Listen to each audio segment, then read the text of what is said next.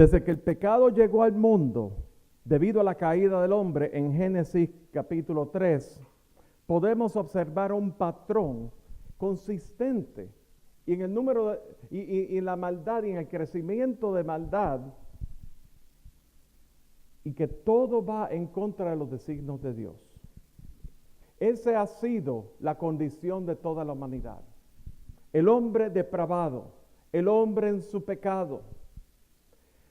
Las mismas escrituras expresan en Génesis capítulo 6 cuál gran dolor le causó a Dios ver la creciente maldad y los pensamientos del hombre inclinados a hacer el mal, a tal punto que el mismo Dios se arrepintió de haber creado al hombre. Y vemos también este modelo en las Escrituras. Observamos cómo Dios muestra su gracia redentora. Y en ese pasaje que me estoy haciendo referencia en Génesis capítulo 6, en medio de la maldad que aumentaba, Dios extendió su gracia a Noé para preservar la raza humana. Y todos conocemos la historia de Noé. Y todos conocemos la historia del diluvio. Y cómo Dios protegió a Noé y a su familia dentro del arca por 40 días y 40 noches. Y cómo al final Dios hizo pacto de misericordia de no destruir a la humanidad por medio de un diluvio. Sin embargo, posteriormente vemos en las Escrituras innumerables ocasiones y se vuelve un ciclo. El hombre peca, Dios ejecuta su justicia poniendo a su pueblo en cautiverio. Un profeta halla gracia delante de Dios, el pueblo se arrepiente, renueva su pacto con Dios y se restablece el culto a Dios. Y no pasa mucho tiempo después, cuando el mismo ciclo vuelve otra vez, las tentaciones, las seducciones de otras naciones enemigas de Dios vienen a tratar de distraer y vienen a tratar de apartar al pueblo, y el pueblo vuelve a caer en pecado. Dios castiga a su pueblo, levanta profeta, el pueblo se arrepiente y promete servirle solo a Dios. Y en el tiempo que estoy narrando esto, parecen unos segundos, pero en los acontecimientos tal y como ocurren, pues pasan generaciones. Porque el trato de Dios con cada uno de nosotros toma tiempo. Dios es capaz de instantáneamente causar en nuestras vidas una total transformación, pero Él tiene que tratar en nosotros. Y ese mismo patrón sigue hasta nosotros hoy día. Desde la caída, el hombre busca sus propios intereses de grandeza y atribuciones que solo le pertenecen a Dios. Y en vista de lo expuesto, no es para sorprenderlo que en el día de hoy encontremos este pasaje que nos toca hoy día. En Santiago, capítulo 4, versículos del 1 al 10, a lo cual les voy a pedir que por favor, si tienen sus Biblias, abramos nuestras Biblias. Santiago capítulo 4, versículos del 1 al 10. Y si no tienen sus Biblias, vean los versículos en la pantalla. Y la palabra dice así. Santiago capítulo 4, versículos del 1 al 10. ¿De dónde vienen las guerras y los pleitos entre vosotros? ¿No es de vuestras pasiones, las cuales combaten en vuestros miembros? Codiciáis y no tenéis. Matáis y ardéis de envidia y no podéis alcanzar. Combatís y lucháis, pero no tenéis lo que deseáis, porque no pedís.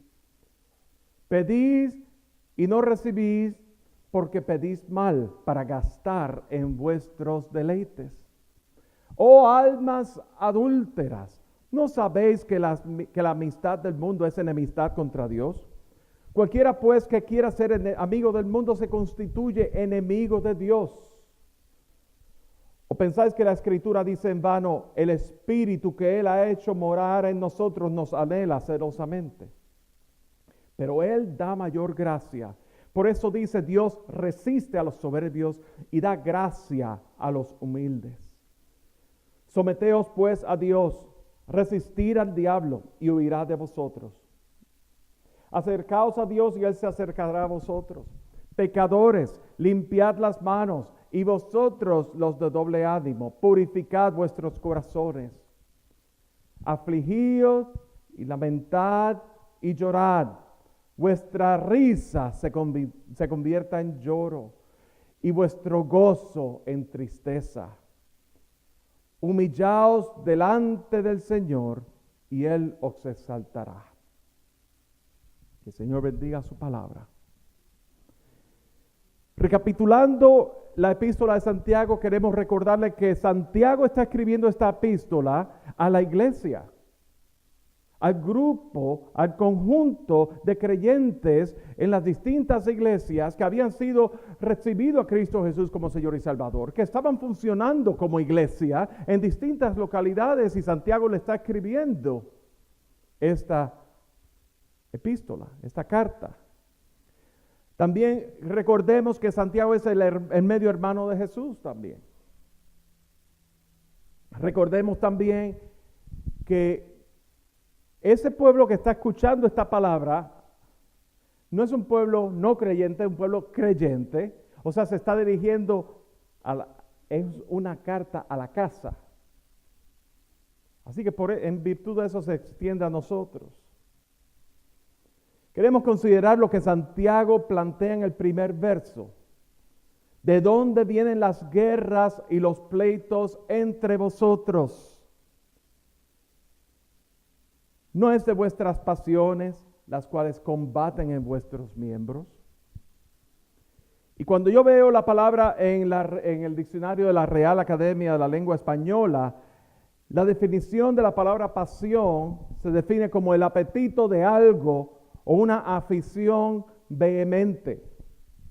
Algo que realmente nos lleva, algo que brota de nosotros y es como una energía, pero al mismo tiempo que puede hasta descontrolarnos, podemos perder el control, el autocontrol, y esa pasión nos puede controlar a nosotros.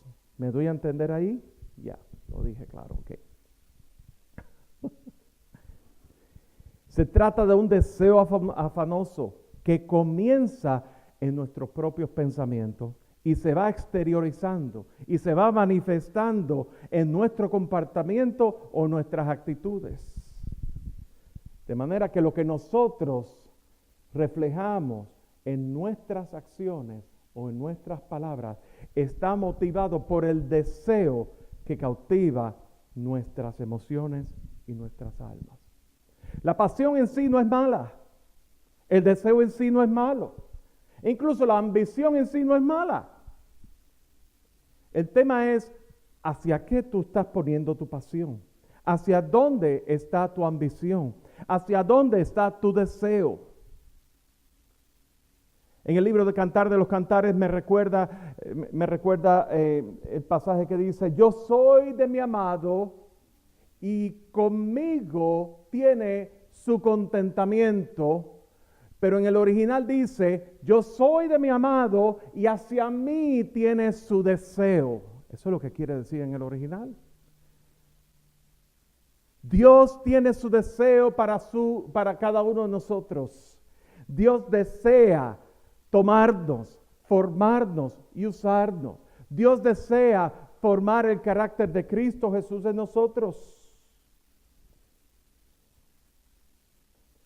Esas guerras y pleitos que Santiago menciona no son otras cosas que las luchas y deseos que constantemente batallan dentro de nosotros. ¿Te encuentras batallando? ¿Te encuentras en luchas? ¿Te encuentras en un tira y encoge dentro de ti? Porque muchas veces ahí es donde estriba todo el asunto.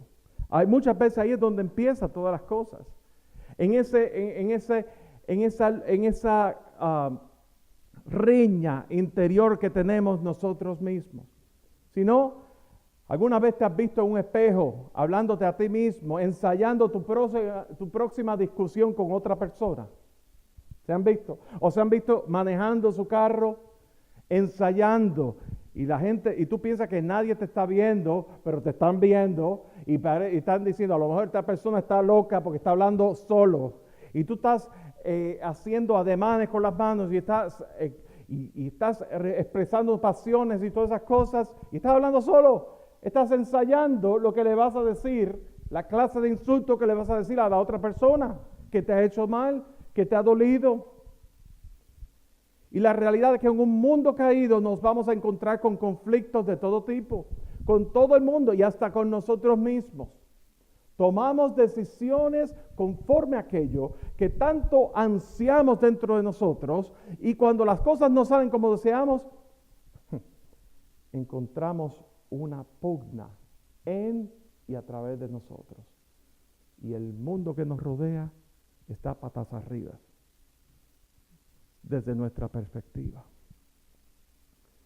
Vamos a ver cómo se traducen nuestras luchas y deseos. Fíjense cómo los versículos 2 al 4 señalan que nuestras pasiones giran en torno al tener y alcanzar todo aquello que deseemos. Pero cuando no alcanzamos a tener lo que queremos, nos frustramos y reaccionamos. Y lo primero que nos menciona es la codicia. La codicia o la ambición por tener riquezas o posesiones materiales. Y vivimos en un mundo bien superficial y bien materialista, donde el dinero es lo que rige nuestras acciones. Y aunque ello implique comprometer nuestros principios éticos y morales, hemos comprado la idea de que el dinero y el poder va a satisfacer nuestras necesidades. El problema con eso es que mientras más tenemos, más inconformes somos. Y en lugar de ser buenos mayordomos de aquello que tenemos, lo que hacemos es querer más.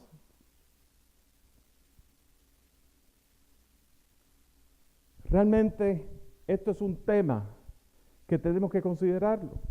Por eso es que dice, lo leíamos, ustedes no piden, ustedes quieren, no tienen porque pedís mal. Y cuando piden conforme a sus deleites, para satisfacer tus deleites. Entonces estás pidiendo mal, estás orando mal. Cuando pensamos en el Evangelio de la Prosperidad, eso mismo es lo que ofrece. Tú le pides a Dios, Dios es un Papá Noel, Dios es un Santa Claus. Lo que tú quieras, Él te lo va a dar. Y la gente viene a Cristo. La manera en que la iglesia se llena de personas que vienen a Cristo, vienen con ese paradigma de que Dios me lo va a dar todo porque Él es Dios y yo lo pido y Él me da. Hay un corito que cantábamos en mi país, yo no sé en el de ustedes, que dice, no hay nadie como mi Dios, no hay nadie. Yo le amo, Él me ama. Yo le pido, Él me da. Yo le clavo, Él responde. Contesta mis peticiones. ¿Se acuerdan? Sí, lo estoy sintiendo desde aquí. Y nada malo con ese corito, no estoy censurando nada. Pero ese paradigma de que yo le pido y Él me da.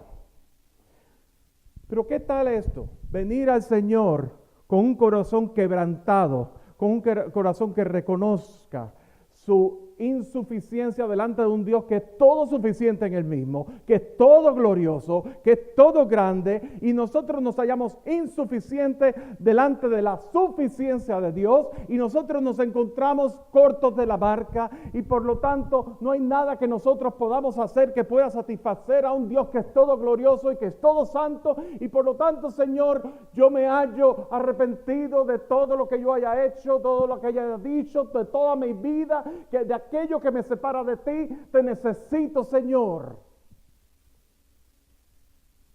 Y eso es la realidad. Y ese es el paradigma que la iglesia necesita. Tenemos que volver a ese fundamento del Evangelio, del glorioso Evangelio. No llenar los bancos de la iglesia con personas que lo que vienen es a buscar lo que Dios tiene para mí. Y lo vemos reflejado incluso en la manera que se traen los sermones hoy día. Los sermones que son es más bien un mensaje de motivacional en esteroides. Cómo sentirse bien, cómo hacer que tú seas victorioso. Y eso es importante. Pero ¿qué tal la parte de quebrantamiento? ¿Qué tal esa parte de que tú estás muerto en tus delitos y pecados y necesitas reconocer que en Cristo Jesús es la única vida? Y por ahí comienza.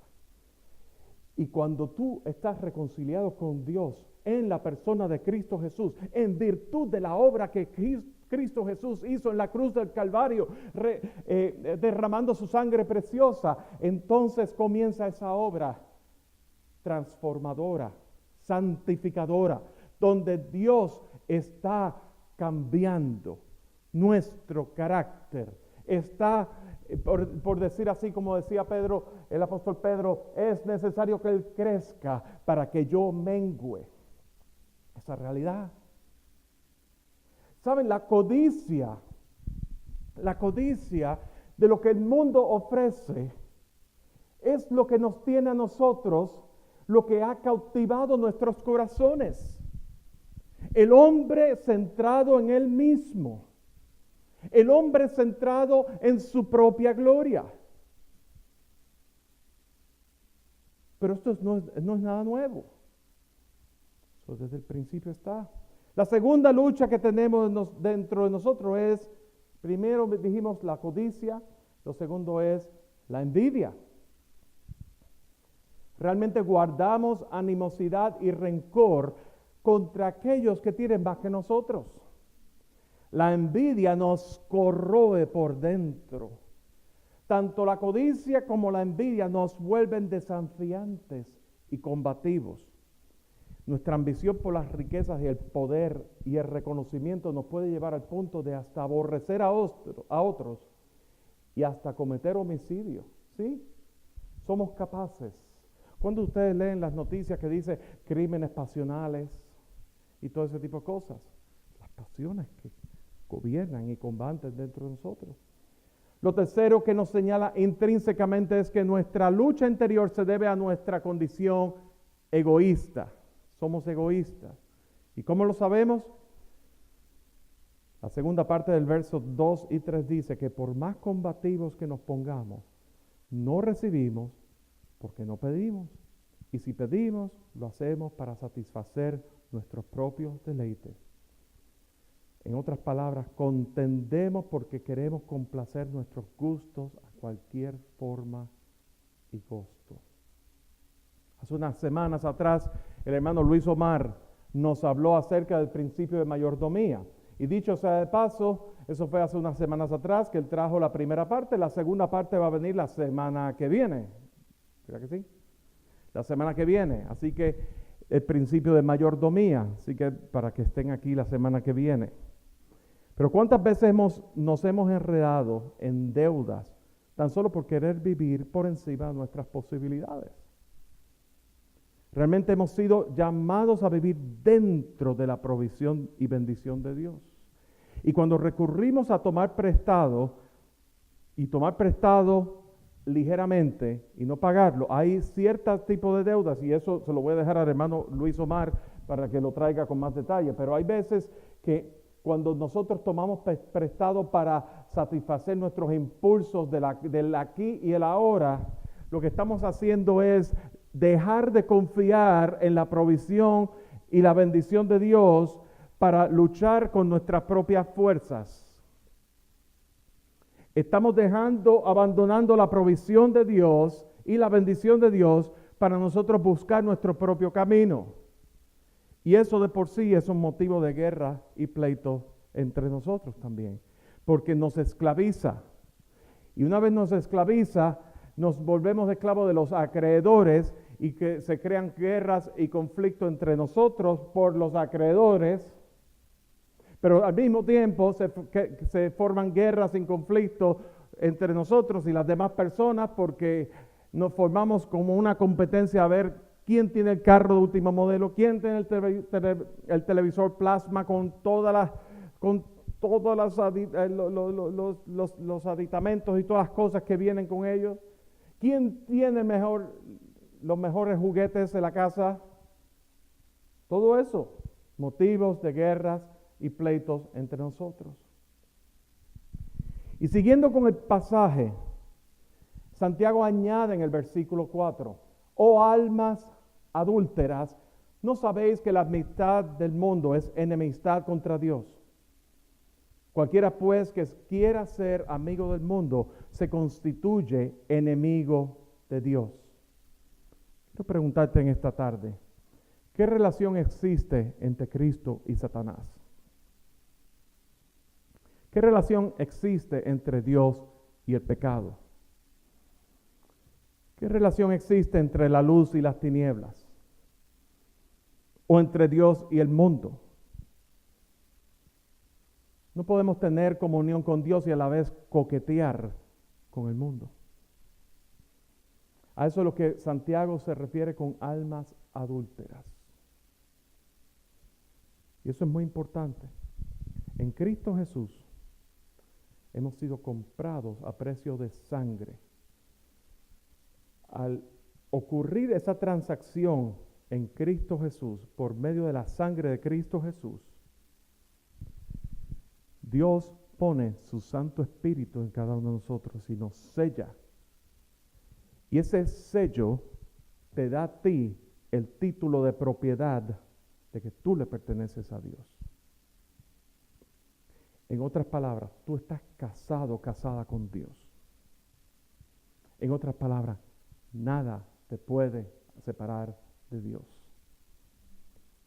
Santiago dice, oh almas adúlteras, porque una vez tú has recibido a Cristo Jesús como Señor y Salvador, una vez tú has sido comprado a precio de sangre, una vez tú has sido sellado como sello de propiedad que le pertenece a Dios.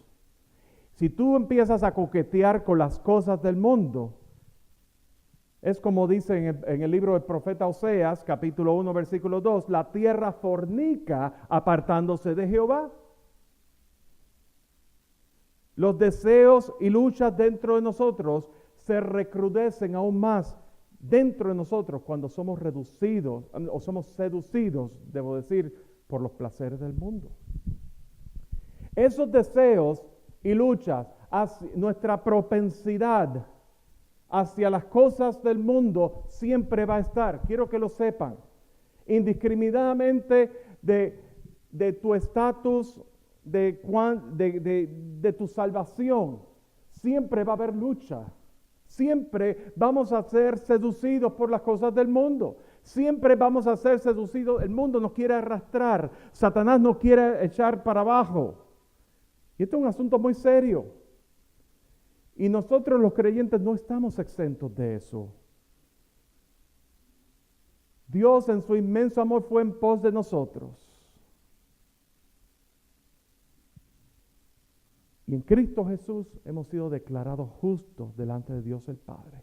Pero aún dentro de nosotros existen luchas, y escuchen esto, predisposiciones de nuestra vieja naturaleza. Cualquiera que sea tu predisposición. Si tu predisposición es el alcoholismo, sepas que eso va a ser un área de lucha en tu vida. Si tu predisposición ha sido la pornografía, eso va a ser un área de lucha en tu vida. Si tu predisposición va a ser hacia la lujuria, pensar en el marido de la mujer del lado, o pensar en la mujer de mi mejor amigo,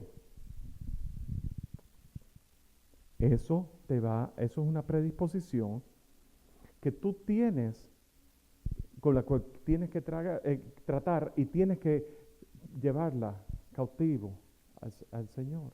Si tu predisposición es hacia la ira, el resentimiento, la falta de perdón, si tu predisposición es hacia eliminar los filtros, eliminar el puente entre el cerebro y la lengua, y hablábamos de la lengua la vez pasada, ¿verdad? Y decir las cosas tales como las piensas, hacer como un bypass, ¿verdad? Las cosas vienen, yo los digo como me salen, por decir así. Eso es una predisposición que tienes que tratarla, tienes que presentárselo delante del Señor. si hemos sido revestidos de la justicia de Dios, somos salvos por su gracia. Sin embargo, aún dentro de nosotros existen luchas y deseos que batallan y nos quieren sacar fuera de lo que Dios desea para nosotros. El apóstol Pablo, quiero que sepan que ustedes no están solos. Yo no estoy solo aquí, definitivamente yo no estoy solo en este asunto. Pero el apóstol Pablo expresa en Romanos capítulo 7, y él reconoce que dentro de él hay una lucha entre lo que él quiere hacer por causa de su nueva naturaleza en Cristo Jesús y lo que hace que es según la carne. Y dice, porque sabemos que la ley es espiritual, mas yo soy carnal, vendido al pecado. Porque lo que hago no lo entiendo, pues no hago lo que quiero, sino lo que aborrezco, eso hago. Hay una diferencia muy grande. El ser revestido de la justicia de Dios, el haber sido sellados con el Espíritu Santo, nos pone en esta conciencia de que estoy haciendo lo que no quiero hacer por causa del pecado. El Espíritu Santo está continuamente recordándonos y llevándonos hacia Dios, recordándonos la palabra, recordándonos y trayendo convicción, recordándonos y enseñándonos, recordándonos y mostrándonos dónde es que estamos faltos. El Espíritu Santo nos muestra constantemente.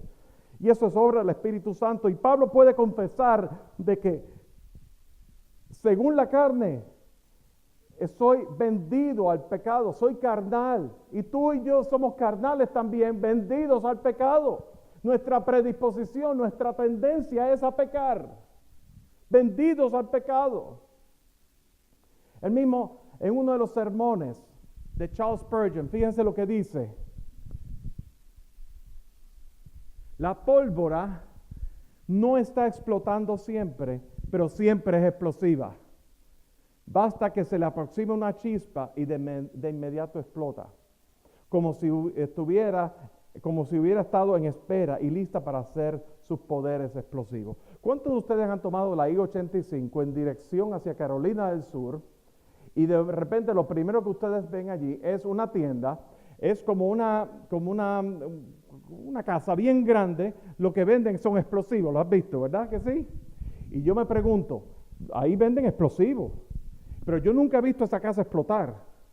Pero a la que caiga una chispa ahí, eso se va, eso vuela de ahí, todo lo que hay ahí. Vuela la casa y vuela lo que está alrededor.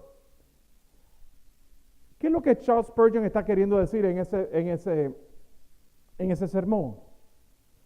La condición nuestra tendencia está ahí presente. ¿Cuál es tu tendencia con la que estás luchando en este momento? Yo sé cuál es la mía. Y les digo algo, la gente más cercana a mí también lo sabe. Y lo han visto de primera mano. Y sobre todas las cosas, Dios las conoce. No hay nada que pueda escaparse de Dios. ¿Saben una cosa? Una cosa que hace la palabra de Dios es que es un espejo a nuestras propias vidas. La palabra de Dios nos confronta. Y esta palabra me confronta a mí con esa área que Dios sabe y la gente más cerca de mí también lo sabe, y que es un área de lucha constante. ¿Cuál es el área de lucha? ¿Con qué estás luchando tú en esta tarde? Se están librando batallas de nuestras pasiones que combaten dentro de nosotros. Y solo Dios puede pelearlas por nosotros. Pero mientras tanto, tenemos un sentido de impotencia muy grande que nos quiere paralizar. Un sentido de condenación que nos quiere echar para abajo. Un sentido de indignidad que nos sobrecoge y nos impide caminar y nos impide echar mano de lo que Dios tiene para ti y para mí por causa de su gloria. El apóstol Pablo también lo expresaba en el mismo Romanos 7. Escuchen esto. Porque según el hombre interior, me deleito en la ley de Dios, en la palabra de Dios. Pero veo otra ley en mis miembros que se revela contra la ley de mi mente y que me lleva cautivo a la ley del pecado que está en mis miembros. Y ante esa realidad, ¿verdad? Pablo se deleita en la ley de Dios. Pablo se deleita en la palabra de Dios que expresa la voluntad perfecta de Dios para cada uno de nosotros. Y yo sé que tú y yo también nos deleitamos en la palabra de Dios, expresando la voluntad perfecta de Dios para ti y para mí. Pero sabemos y reconocemos que dentro de nosotros hay otra ley en nuestros miembros que se revela contra lo de Dios. Es esa lucha, esa batalla de nuestros pensamientos, esa batalla que nos conlleva a tomar acciones. Y eso a Pablo lo tenía atormentado. A Pablo lo tenía, él se sentía que era miserable. Y lo decía, miserable de mí, ¿quién me librará de este cuerpo de muerte? Y aquí nos da la solución.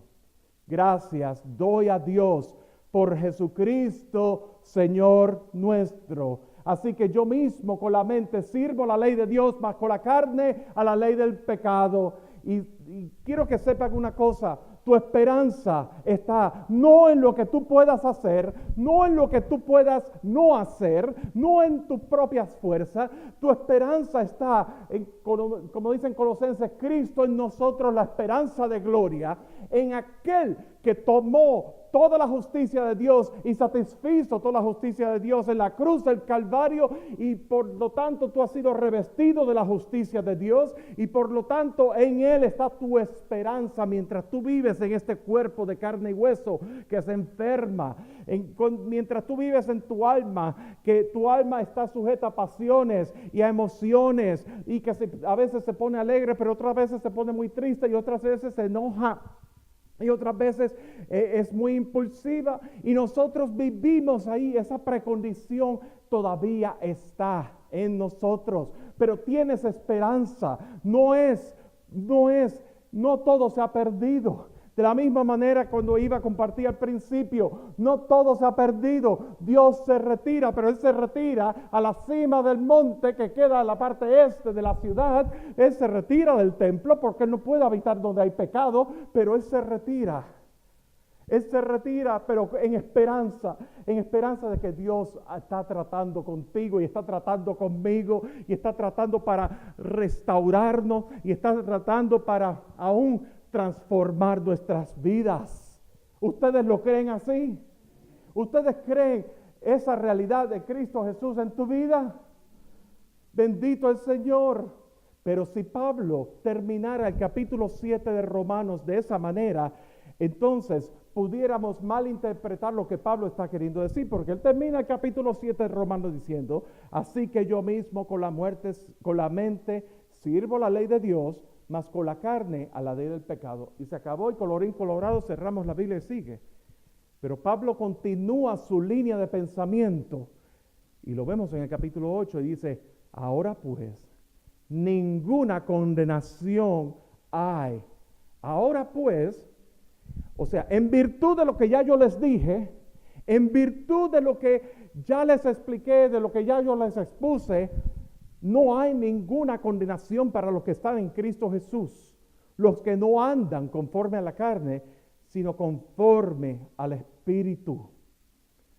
Es por causa del Espíritu Santo que vive y mora en nosotros, ese mismo Espíritu Santo del cual el hermano Rafael compartió en las pasadas 2 semanas, que nos recuerda, que nos enseña, que nos redarguye.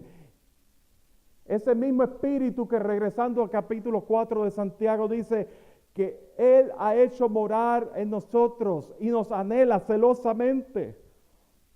Pero Él da mayor gracia. Es la gracia, el favor inmerecido de Dios en Cristo Jesús, por cuya causa nos ha sido dado su Espíritu Santo para enderezarnos y llevarnos a Dios. Entonces se preguntarán, ¿a dónde vamos? Las guerras y pleitos ocurren por las batallas dentro de nosotros. Ninguno de nosotros estamos exentos de ellos. Nuestra predisposición para pecar siempre va a estar presente, a pesar de nuestra nueva naturaleza.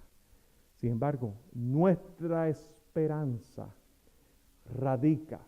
Esa esperanza porque ahora mismo, como dice en 1 Corintios, ¿verdad? Ahora mismo lo vemos en parte, pero llegará el momento, 1 Corintios, pero lo que es en parte, en 1 Corintios, ¿verdad? Lo que es en parte dejará de ser. ¿Qué quiere decir eso? El mismo apóstol Pablo. Lo vemos en parte.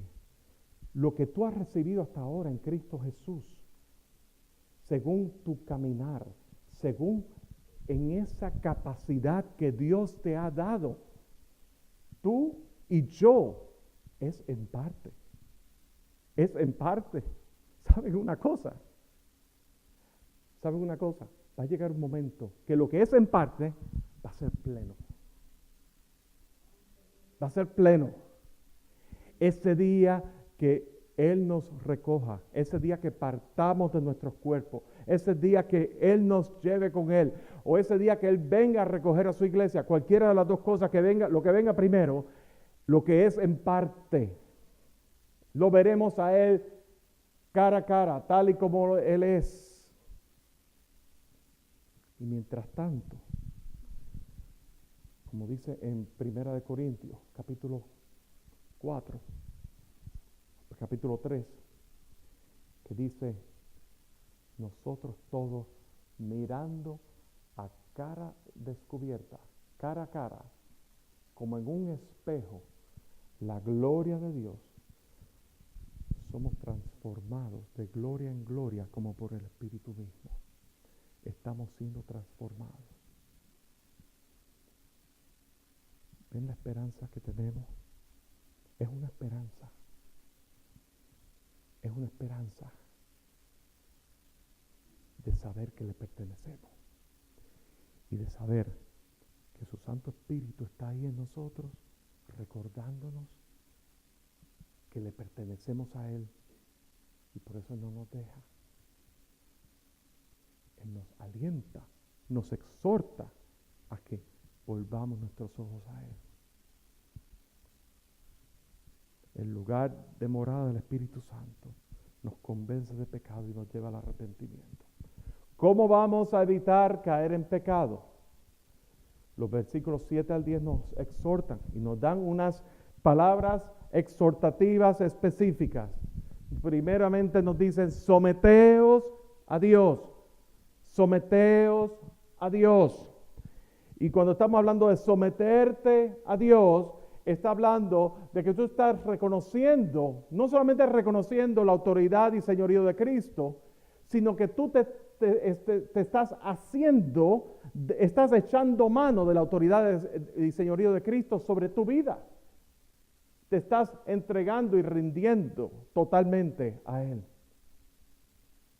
Número 2, resistid al diablo. Sí, es un rechazo tenaz. Tenaz, es una palabra bien colombiana, los colombianos utilizan tenaz, ¿verdad? Me parece esto está bien tenaz, ¿verdad? Es un rechazo fuerte, tenaz y oposición a las seducciones que este mundo puedan ofrecer. Totalmente. Si tú sabes que tu predisposición está hacia ciertas debilidades en tu vida, tú quieres huir de ellas lo antes posible. Si tu predisposición está para el alcohol, tú quieres huir del alcohol. Pero si tu predisposición está para enojarte, tú tienes tú tienes que pedirle al Señor y huir de cualquier situación que pueda descontrolarte. No huir de los conflictos, siempre van a estar ahí, pero huir de cualquier cosa que pueda ser causa para tú dejar soltar la ira a través de ti. Dice, acercaos a Dios, es la tercera. Apégate a Dios, apégate a su palabra, orando en todo tiempo, reconociéndolo en todo tiempo. Y todo lo que hagáis, sea de palabra o de hecho, sea en el nombre de Cristo Jesús. Número 4, limpiad las manos, purificad vuestros corazones. Está hablando de arrepentimiento. Sabemos que vamos a caer en un momento dado. Sabemos que va a haber, esa tendencia se va a manifestar en un momento dado en nuestras vidas. Pero mientras más nosotros estamos agarrados del Señor, resistiendo al diablo, sometiéndonos a su autoridad, ¿verdad? Más se va a espaciar, por decir, más distancia va a haber en el intervalo entre una y la próxima. Estaba escuchando, el viernes pasado nos compartía una hermana en casa, donde hablaba acerca de el perdonar y el olvidar. Y muchas veces se nos dice, perdona y olvida. Y se dice desde el púlpito, perdona y olvida. Pero eso me parece una exigencia demasiado injusta, ¿no les parece a ustedes? Porque cuando tú has sido dolido, realmente, cuando ha habido dolor en tu vida por algo que te hayan hecho o algo que te hayan dicho o las dos cosas, es muy difícil es muy difícil olvidar. ¿Qué tal si tú declaras la verdad de Cristo Jesús sobre esa circunstancia? ¿Qué tal si en medio de si tú has sido objeto de abuso sexual, de cualquier índole, de cualquier profundidad, de lo que sea, o de abuso verbal, tú declaras la verdad de Cristo Jesús sobre tu vida, y eso se engrandece, la vida de Cristo se engrandece a través de ti, y no vas a olvidar, pero vas a poder caminar. Y vas a poder caminar de gloria en gloria, dependiendo del Señor, continuamente.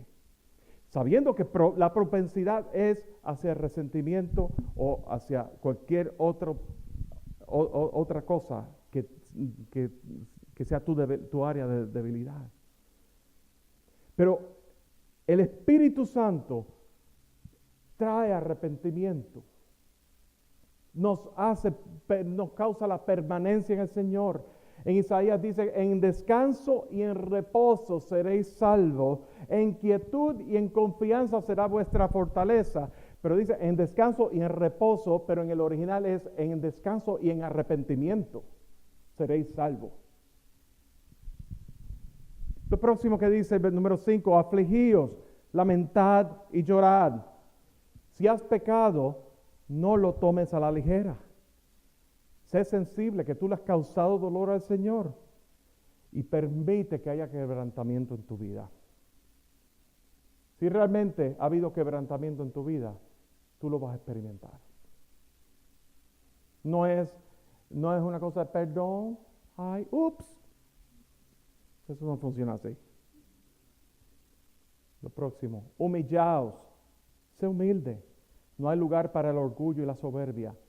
Dios resiste a los soberbios y da gracia a los humildes. En esta tarde queremos considerar delante del Señor cuáles son tus batallas, cuáles son tus luchas y traerlas al pie de la cruz. Vamos a ponernos en pie en esta tarde. ¿Qué es aquello que te está impidiendo y que me está impidiendo a mí? ¿Saben una cosa? Una de las cosas que ocurre con la predicación expositiva es que la predicación expositiva confronta al que está oyendo, pero también confronta al que está predicando. Y eso es una de las cosas que Dios, de eso que se trata, la palabra de Dios. La palabra de Dios es más cortante que toda espada de dos filos. Y cuando Dios nos habla y Dios trae convicción en nuestras vidas, esa fe que es mucho más preciosa que el oro, se prueba con fuego. Pero esa misma fe tiene, a través del fuego que está siendo probada, hay un propósito. ¿Sabe cuál es? Que en tu vida esa fe sea hallada en alabanza, gloria, honra cuando Jesucristo sea manifiesto.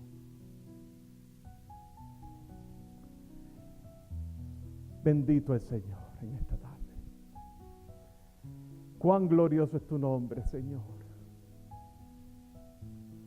Oh Señor, tal como soy de pecador, sin confiar más que de tu amor. Así como dice el himno, nos apropiamos de esas palabras, de que nosotros podemos estar aquí en esta tarde delante de ti, porque tú has ido en pos de nosotros. Tu palabra llegó a nosotros y nos cautivó. Tu gran amor nos cautivó. Tu Santo Espíritu vivificó esa palabra en nosotros y causó ese sentido y es de urgencia y necesidad de decirte: Señor, heme aquí. Señor, te necesito. Señor, nada soy sin ti. Señor, aún mi alma, mi carne te anhela en tierra seca y árida donde no hay agua. Pero con todo y eso tú eres mi Dios. Tú, Señor, de madrugada te buscaré. Pero con el propósito, con un solo propósito, Señor. Oh, para contemplarte a ti, para ver tu hermosura, así como te he mirado en el santuario, para deleitarme en tu presencia, y que cada uno de mis hermanos aquí presentes y cada uno de aquellos que nos están viendo puedan experimentar tu presencia, tu realidad sobre sus vidas, de un Dios que es todo glorioso y todo santo. Cuán hermoso eres tú, Señor. Señor, en esta tarde nos hallamos cortos de la marca. Y tú lo conoces. Tú lo conoces, nada puede escaparse de ti. Oh, mi Dios, pero en esa realidad, en esa condición, te pedimos que tú pelees por nosotros. Que tú pelees nuestras luchas, nuestras batallas. Señor, que tú nos guardes aún de esas predisposiciones nuestras y de esas pasiones que combaten dentro de nosotros. En el nombre de Cristo Jesús, por el poder de tu Santo Espíritu en esta hora. Oh Señor, aún como dice en Isaías, que tu unción pudrirá todo yugo. Por causa de tu unción, por causa del poder de tu Santo Espíritu derramado en cada uno de nosotros, todo yugo, toda carga se va. Señor, en el nombre de Cristo Jesús, ten misericordia, te bendecimos, te alabamos, te honramos en esta hora. Aleluya. Que el Señor pelee nuestras batallas y las luchas de nosotros, para que al final del día podamos testificar de su gran poder y victoria en nosotros. Gloria.